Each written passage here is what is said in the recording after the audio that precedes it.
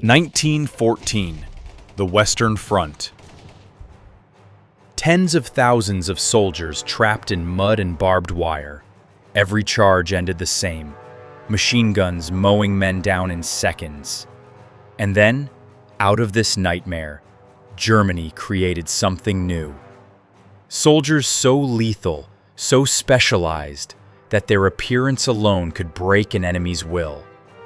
But there was a price. Almost none of them survived. World War I was meant to be fast. Generals expected cavalry charges, decisive battles, and clear victories.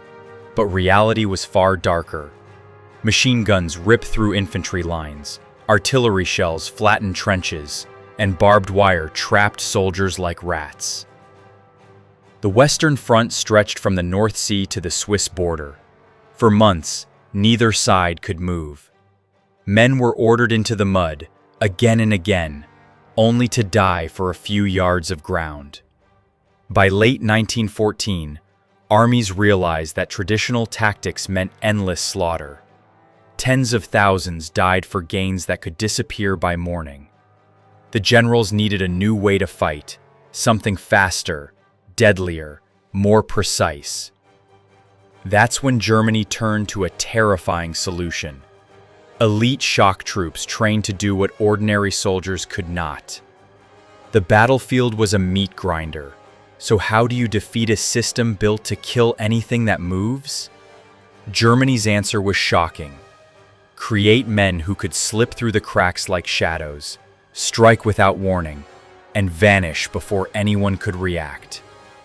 These were the first Stormtroopers. Chosen for bravery, fitness, and aggression, they advanced in scattered formations.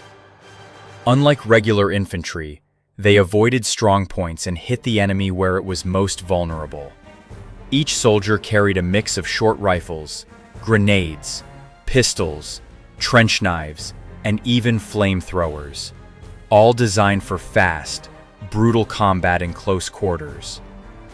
Early attempts were deadly.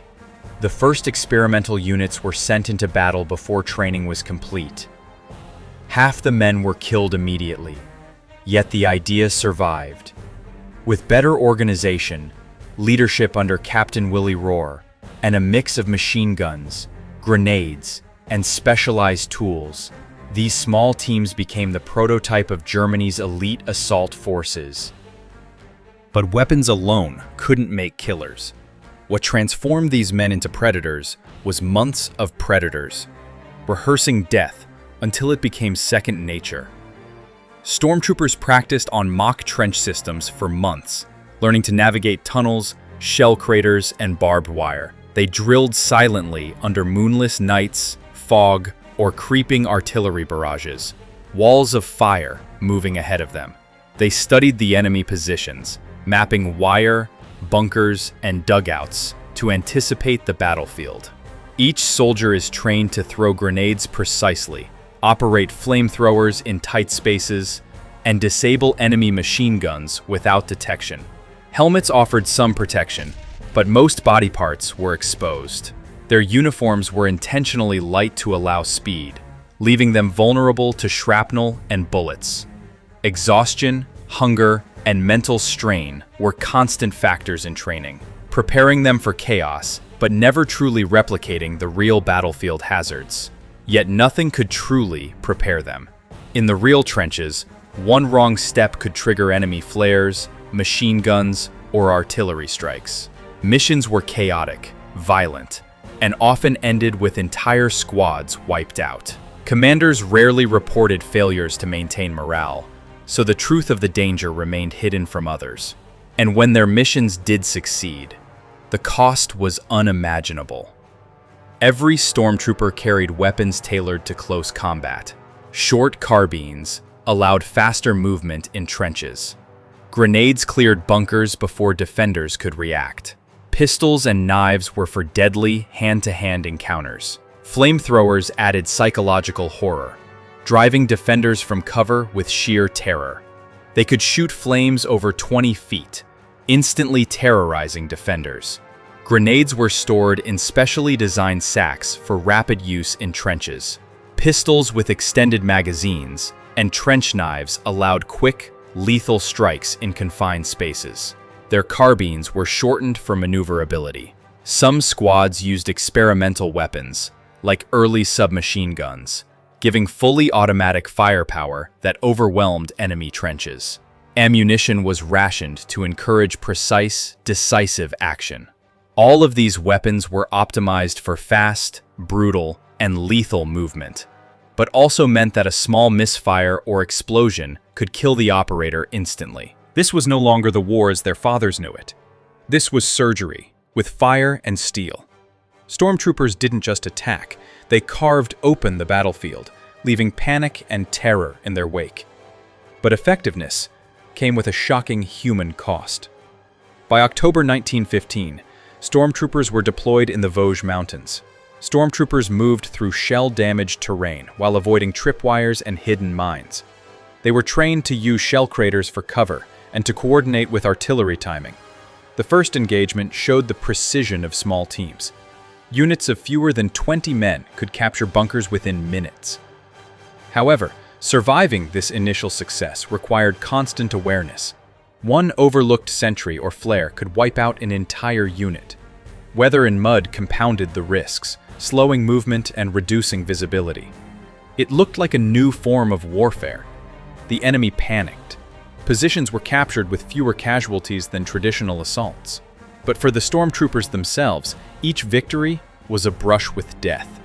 Exposure to machine guns, snipers, grenades, and gas meant survival was never guaranteed.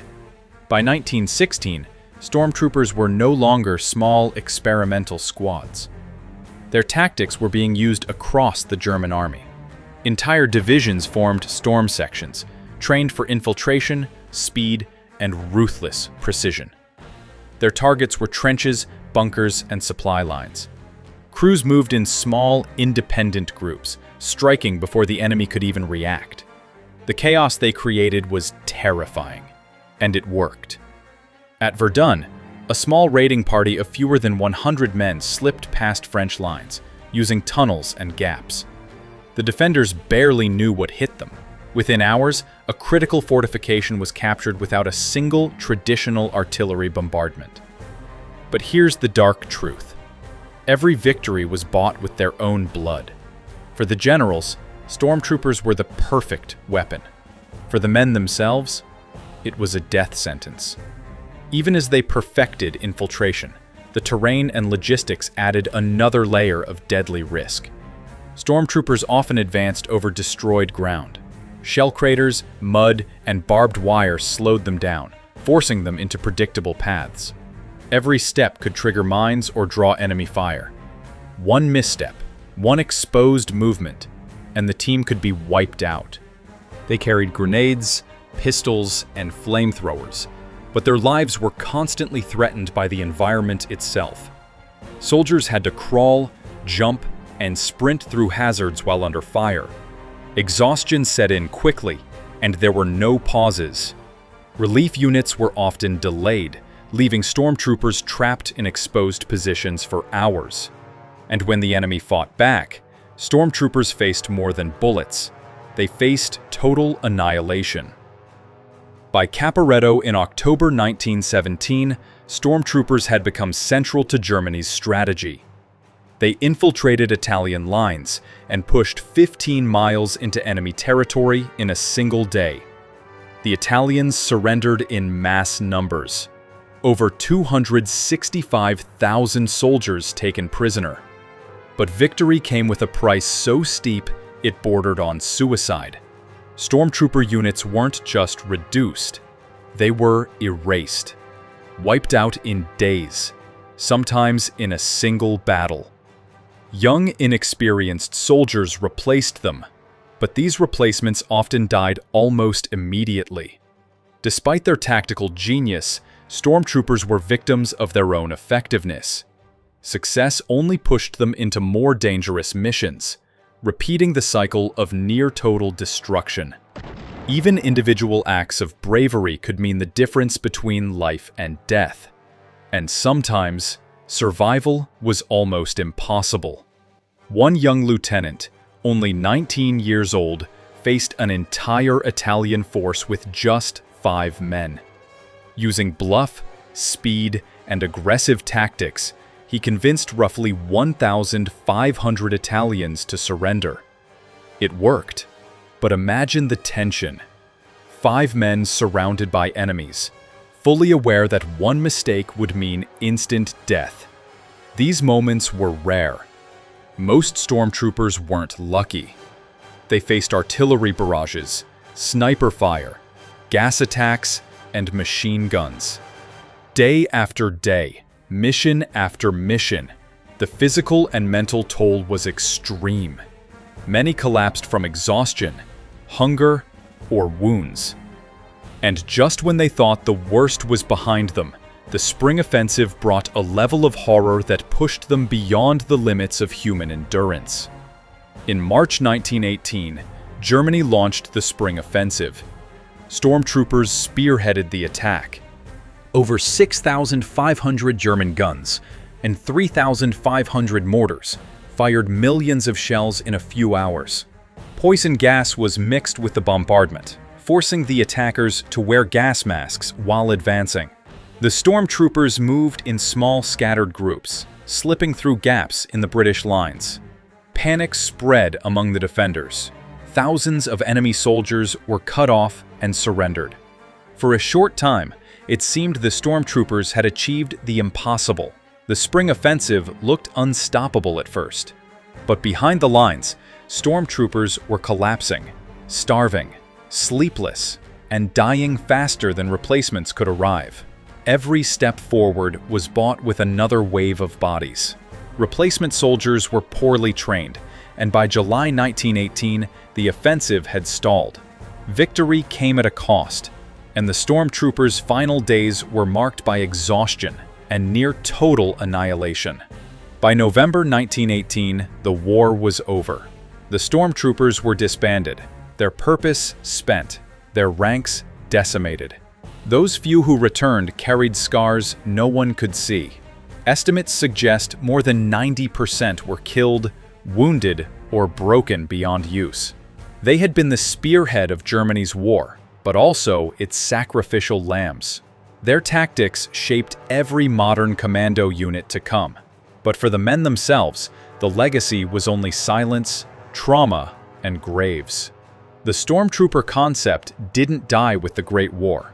Their tactics inspired elite units around the world, from British SAS to modern Navy SEALs. Small, highly trained teams designed to infiltrate, surprise, and strike effectively are a direct descendant of these World War I shock troops. The lesson is brutal but clear. Innovation in war comes at a price, and sometimes the soldiers themselves are the costliest part of that price.